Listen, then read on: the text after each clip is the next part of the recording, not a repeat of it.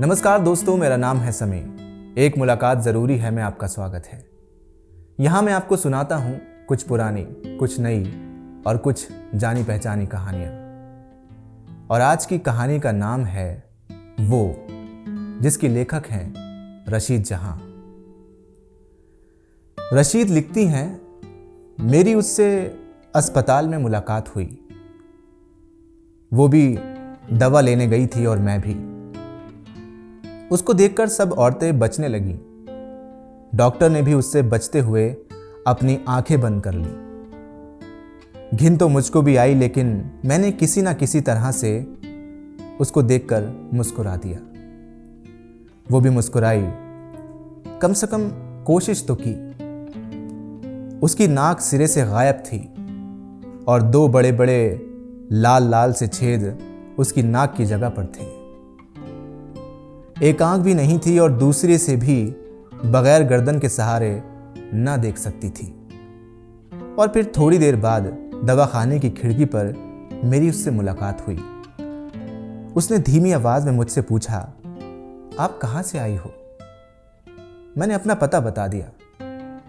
वो दवा लेकर चली गई और मुझको कंपाउंडर ने बगैर मेरे पूछे बताना शुरू कर दिया, ये बदमाश औरत है, ये खराब चरित्र की लड़की है, बदचलन है, सड़ सड़ कर मर रही है, अब आई है इलाज कराने। डॉक्टर का तो दिमाग खराब है कि नुस्खा लिख देती हैं, निकाल कर बाहर करें ससुरी को। मैं एक लड़कियों के स्कूल में टीचर थी। नई नई कॉलेज से निकली थी। दुनिया मेरे कदमों से लगी थी। मुस्तकबिल मेरे सामने उस बगीचे की तरह था जिसका हर पौधा गुलाब और चंबेली से कम न था।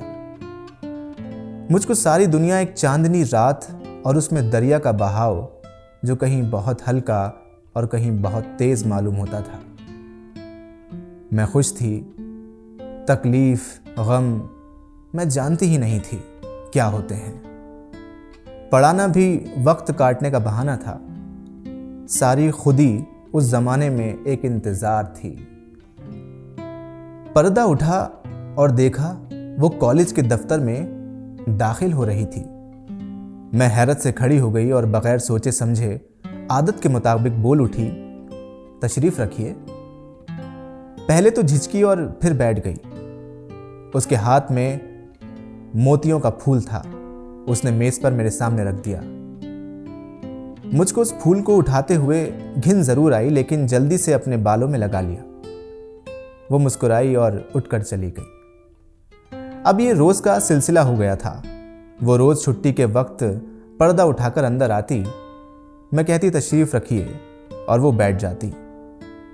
कोई ना कोई फूल मेरे सामने रख देती। मेरी साथ की टीचर उसके लिए मुझे गुस्से से छेड़ती थी। जिस कुर्सी पर वो बैठती थी उस पर कोई नहीं बैठता था। उसकी सूरत ही ऐसी घिनौनी थी, मैं खुद उस कुर्सी को कभी नहीं छूती थी। वहां काम करने वाली बुआ नसीबन भी रोज उसके जाने के बाद बड़बड़ाया करती थी।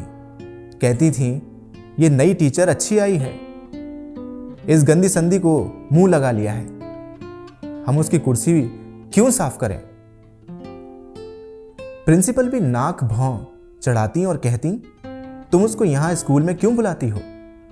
यहां लड़कियों के माँ बाप जरूर एतराज करेंगे कि ऐसी फाहिशा औरत आ जाती है। दूसरा दिन होता और फिर वो आ जाती और फिर मैं कहती तशरीफ रखिए। अब वो जरा देर तक बैठती और मेरी तरफ देखती रहती। हमारी कभी बातें नहीं हुई। क्या ये समझती है कि मुझको उसकी हकीकत के बारे में कुछ पता नहीं? वो सिर्फ देखती रहती, उसी अपनी एक टेढ़ी आंख से और बगैर नाक वाले घिनौने चेहरे से। कभी कभी मुझको शक होता कि उसकी आंख आंसुओं से सनी हुई है। वो क्या सोचती रहती है, मेरा दिल चाहता है कि पूछ लूं, लेकिन कहां से शुरू करूं? अक्सर ये होता था कि जैसे ही वो आती और टीचर उठकर चल देती और अंग्रेजी में मुझको बुरा भला कहती रहती थी। कहती थी, सफिया की वो आई है, भाई चलो लाइब्रेरी में बैठेंगे, कमबख्त की शक्ल तो देखो। कोई कहती, भाई सफिया, इस मनहूस को देखकर तो मुझको रोटी भी नहीं लगेगी, उल्टी आ जाएगी। लेकिन चुनी भी तो जालिम ने खूब है, तुम सब में एक नंबर। इस कमबख्त से तो पर्दा करना चाहिए, एक और बूढ़ी टीचर ने ताना मारा। मैं अपना काम करती रहती और वो देखती रहती। मुझको बेचैनी होती, क्या देखती है, क्या सोचती है, क्या ये भी कभी मेरी तरह थी। मेरे रोंगटे खड़े हो जाते। ये क्यों आती है? क्या ये नहीं जानती कि लोग उससे नफरत करते हैं और घिन खाते हैं? उसकी नाक भी बराबर उन लाल छेदों से टपकती रहती और मैं रोज सोचती उसको मना कर देना चाहिए। प्रिंसिपल साहिबा ठीक तो कहती हैं, लड़कियां अलग बड़बड़ाती हैं, टीचर उल्टी करती फिरती हैं, लेकिन जब वो दूसरे दिन आती है तो मैं कुर्सी पेश करके फिर कहती हूँ, तशरीफ रखिए। क्या उसके पास आईना नहीं है? क्या उसको मालूम नहीं है कि ये अपने गुनाहों का खामियाजा भुगत रही है? कोई उसको बता क्यों नहीं देता? उसका कोई है भी या नहीं? ये कहाँ रहती है, कहाँ से आती है? क्या ये समझती है कि मैं उसको सिर्फ एक बीमार समझती हूँ? मेरा स्कूल में एक अजीब मजाक बनता है। मजाक ही नहीं, एक तौहीन सी होती है। लेकिन वो कोई फूल मेरे सामने रख देती, मैं सर में लगा लेती और वो अपनी भयानक मुस्कुराहट से मुस्कुरा देती। ये मुझको क्यों नहीं देखा करती है? ये कौन है? ये कौन थी? ये कहाँ पैदा हुई और कैसे इस हालात तक पहुंची? मेरे पास आकर उसको क्या महसूस होता है? एक तकलीफ या सुकून? एक रोज जब वो बाहर निकली तो उसने झांक कर नाक छिटकी और गंदगी दीवार से लगा दी। तभी वहां बैठी एक बुआ नसीबन, जो छोटी बच्चियों की तख्तियों पर मुल्तानी मिट्टी मल रही थीं और एक अरसे से खार खाए बैठी थीं, एकदम जवानों की फुर्ती से उठी, आकर सीधी एक तख्ती उस भयानक दिखने वाली लड़की की कमर पर मार दी। वो एकदम घबरा गई। बुआ नसीबन वो सब तहजीब जो उन्होंने स्कूल की 20 साल की नौकरी में सीखी थी और जो हमेशा लड़कियों को तमीज़दार बनने की नसीहत किया करती थीं, आज सब भूल गईं और वही गली वाली नसीबन बन गईं और कहने लगीं, हरामजादी ये आई है बड़ी कुर्सियों पर बैठने।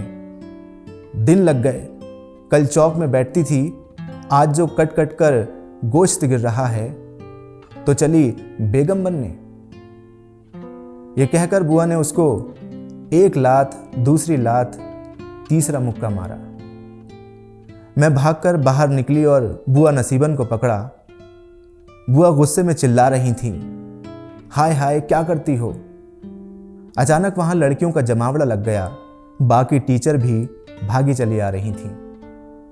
बुआ नसीबन तो अपना आपा ही खो बैठी थी और मुझसे बोली, तुमने ही तो सर चढ़ाया है कि मोरी की ईंट चौबारे की चढ़ी, सारी दीवार गंदी कर दी।